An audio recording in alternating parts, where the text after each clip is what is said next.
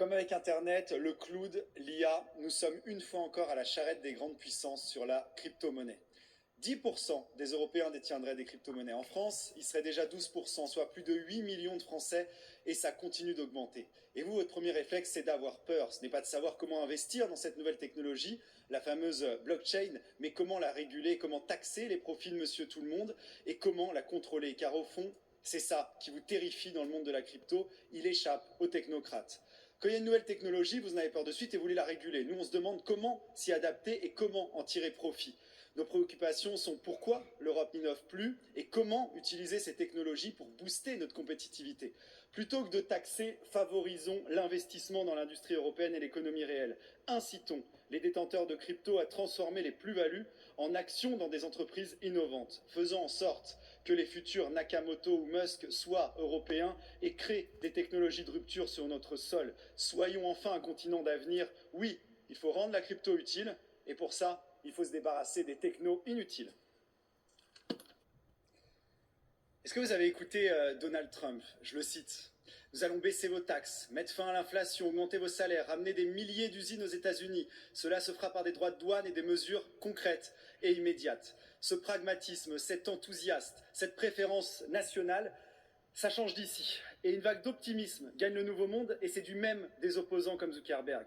Chez nous, dans notre Europe au ralenti, les grandes ambitions ont fait place à la survie. Alors que les Américains aspirent à un nouvel âge d'or, nous peinons à sortir de l'âge de bronze dans lequel vous nous avez plongé. La priorité de l'Europe désormais, c'est de nourrir et de chauffer des Européens en pouvoir d'achat décimés par des années de mauvaise gestion économique et il n'y a aucune vision concrète. Au bout du tunnel, toujours pas de lumière. À la réindustrialisation, l'Union européenne préfère le pacte vert. À la révolution numérique, elle préfère la censure avec le DSA. À l'innovation, elle préfère la régulation de l'IA.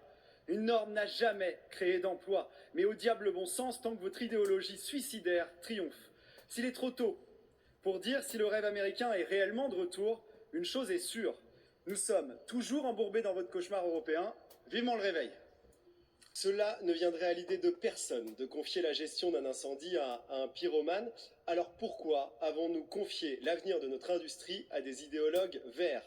Des années de dogmatisme sur les énergies renouvelables et de normes aussi nombreuses qu'absurdes ont conduit assez logiquement notre industrie dans le fossé.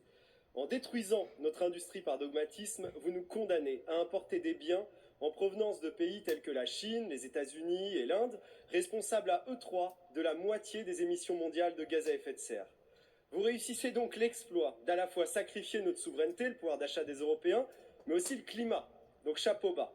Mon pays, la France, qui s'est désindustrialisé plus que n'importe quelle autre nation européenne en sait quelque chose, 51% de ses émissions de gaz à effet de serre sont liées à ses importations.